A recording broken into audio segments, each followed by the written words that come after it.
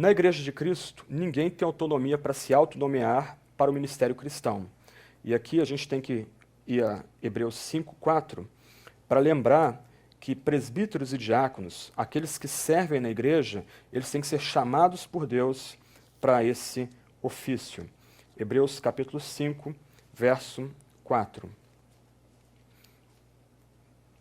Ninguém, pois, toma esta honra para si mesmo, senão quando chamado por Deus, como aconteceu com Arão. Esse é um ponto que a gente tem que frisar muito fortemente hoje, quando pessoas, pelas mais diversas razões, elas se oferecem voluntariamente para trabalhar na igreja.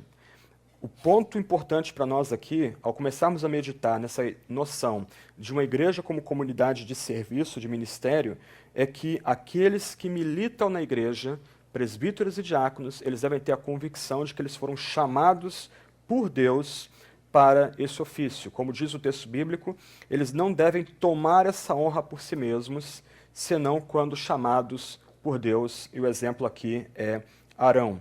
Então, os oficiais da igreja, presbíteros e diáconos, eles recebem sua autoridade de Cristo. É Cristo que investe esses homens de autoridade. Essa autoridade não vem de outros homens, não vem primariamente da igreja, mas vem de Cristo. Ainda que a congregação seja um instrumento que Deus use para instalar esses homens no ministério. Eu vou voltar a esse ponto mais adiante nesse estudo, mas a noção aqui é que a congregação reconhece os dons que Deus confere a homens para desempenhar o ministério do presbiterato, especialmente do presbiterato, que é o tema de hoje à tarde. João Calvino diz o seguinte, e eu vou tentar enfatizar 2 pontos aqui desse parágrafo dele. O que torna válido um ofício é a vocação, de modo que ninguém pode exercê-lo correta ou legitimamente sem antes ser eleito por Deus. Esse é um ponto importante. Agora, ao centro da frase dele, do parágrafo dele. Nenhuma forma de governo deve ser estabelecida na igreja, segundo o juízo humano, senão que os homens devem atender à ordenação divina. E ainda mais, que devemos seguir um procedimento de eleição pré-estabelecido para que ninguém procure satisfazer seus próprios desejos. Isso é extremamente pertinente num tempo como o nosso, que a pessoa acordou de mau humor com o seu pastor, com a liderança da sua comunidade, ele resolve fundar uma igreja para si mesmo e ele se investe do ofício pastoral sem ter o reconhecimento de uma comunidade mais ampla antes dessa cisão. E Calvino continua. Segundo, é a promessa de Deus de governar sua igreja, é a promessa de Deus de governar sua igreja. Assim, ele reserva para si o direito exclusivo de prescrever a ordem e forma de sua administração.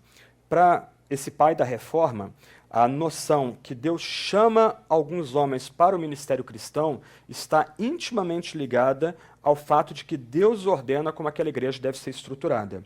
O ponto importante aqui de Calvino, e que a gente tem que relembrar hoje com nova ênfase, é que ninguém tem a liberdade de querer estruturar, organizar, governar a igreja por sua própria imaginação, por sua própria criatividade, sem atentar para a regra dada no Novo Testamento de como essa igreja deve ser organizada.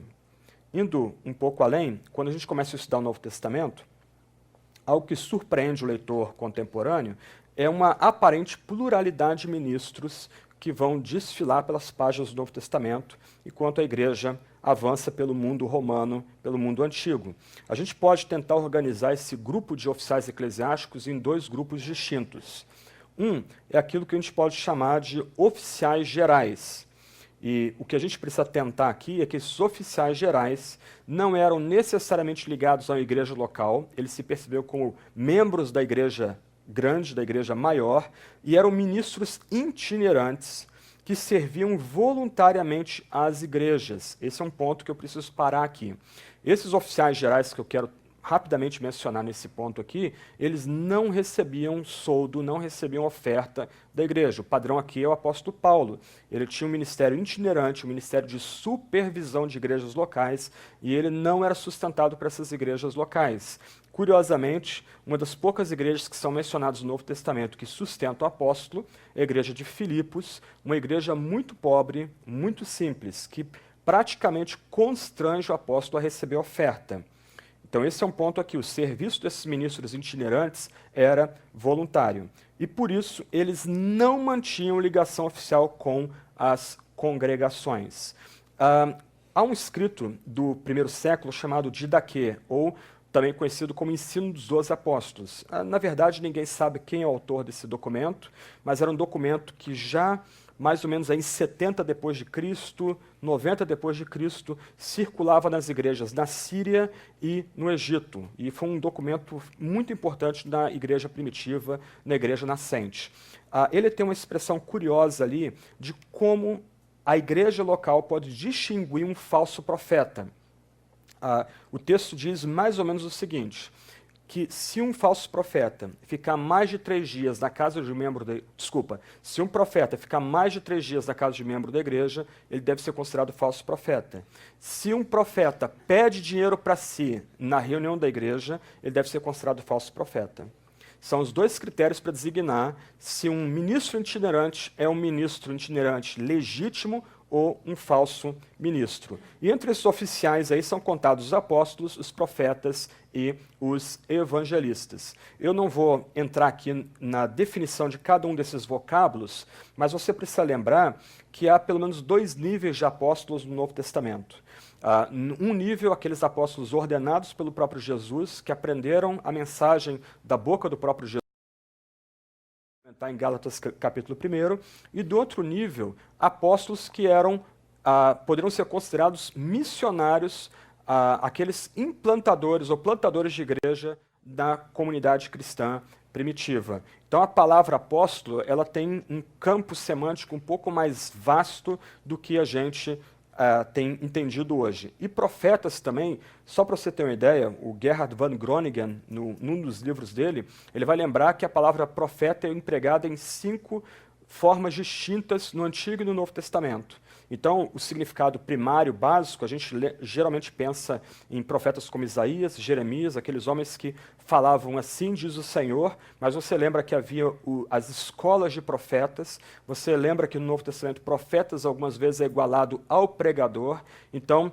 havia nessas 3 classes aqui de oficiais gerais, algumas gradações, onde aqueles que pertenciam a essas classes também não estavam no mesmo nível de autoridade. No caso, apóstolos e no caso, profetas, havendo gradações entre esses oficiais gerais. E o que nos interessa aqui, a gente vai se concentrar especialmente numa parcela desse segundo grupo, eram aqueles oficiais das igrejas locais. Então, de um lado, nós temos oficiais que supervisionavam o trabalho de expansão da igreja, eles cumpriam uma tarefa, por assim dizer, ensinadora, apontando as direções para a igreja, para toda a grande igreja, mas nas igrejas locais você tinha 2 oficiais, ou 2 grupos de oficiais, que seriam os presbíteros e os diáconos, e nós vamos nos concentrar no primeiro ofício, que é o ofício dos presbíteros.